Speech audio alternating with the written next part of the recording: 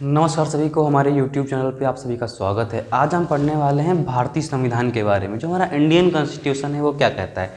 Indian constitution में हम बताएंगे आर्टिकल 225 क्या है। आर्टिकल 225 के अंतर्गत क्या क्या आता है मित्रों। जो हमारा उच्च न्यायालय की विद्यमान अधिकारिता है ना, जैसे उच्च न्यायालय उसमें क्या कौन कौन सी अधिकारिता विद्यमान है ये कहता है। जैसे नंबर 1 हाई कोर्ट जो होगा हमारा का क्या होगा, हाई कोर्ट नियम बना सकता है। क्या बनाएगा, हाई कोर्ट को नियम बनाने का अधिकार प्राप्त है किसके अंतर्गत, आर्टिकल 225 के अंतर्गत, है ना। और किसके लिए नियम बनाएगा, हाई कोर्ट अपने कर्मचारियों के लिए नियम बना सकता है। कौन से आर्टिकल में, आर्टिकल 225 में। और कुछ कंडीशन होंगी, वो क्या क्या होंगी। जो विधानमंडल होगा हमारा, विधानमंडल जो राज्य का होता है, इसमें विधान परिषद और विधानसभा आता है ना। उसमें कौन बदलाव कर सकता है, विधानमंडल उसमें बदलाव कर सकता है, लेकिन सब बदलाव करने के लिए संवैधानिक अधिकार जो रहेगा उसके हिसाब से, कोई अलग से बदलाव नहीं कर सकता है। कौन, विधानमंडल। तीसरा कंडीशन ये है, जो विधानमंडल होगा न्याय क्षेत्र घटाया बढ़ा सकता है।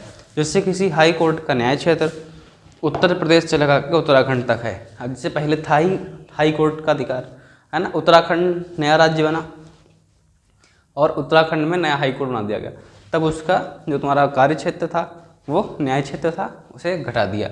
ऐसे कई राज्य हैं, जैसे लक्षद्वीप, दीव वगैरह, तो एक ही शासन चलता है हाई कोर्ट का, है ना। सिर्फ राज्यपाल अलग अलग हैं, 2 राज्यों में एक हाई कोर्ट कार्य कर सकता है। इसीलिए इसमें कह दिया गया है आर्टिकल 225 में। अब यूपीएससी में जो प्रश्न पूछे कि हाई कोर्ट का जो तुम्हारा न्याय क्षेत्र है वो किस आर्टिकल में लिखा गया है कि हाई कोर्ट का न्याय क्षेत्र घट या बढ़ सकता है, तो आर्टिकल 225 के अंतर्गत ये लिख दिया गया है कि हाई कोर्ट का न्याय क्षेत्र घट या बढ़ सकता है। कौन घटा बढ़ा सकता है, विधानमंडल। ऐसा आप बताओगे।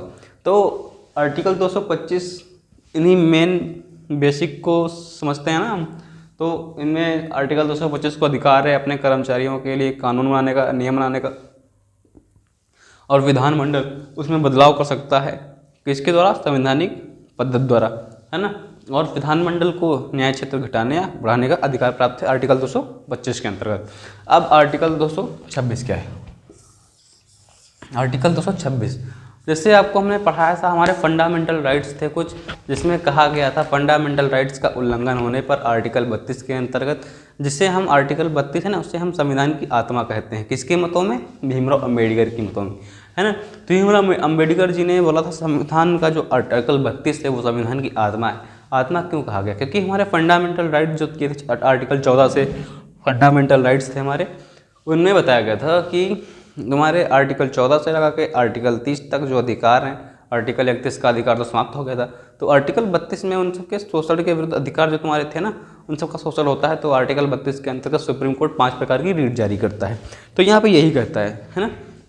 हाई कोर्ट आर्टिकल 226 के अंतर्गत हाई कोर्ट कुछ रीट जारी करने की, हाई कोर्ट की शक्ति के बारे में बात करता है।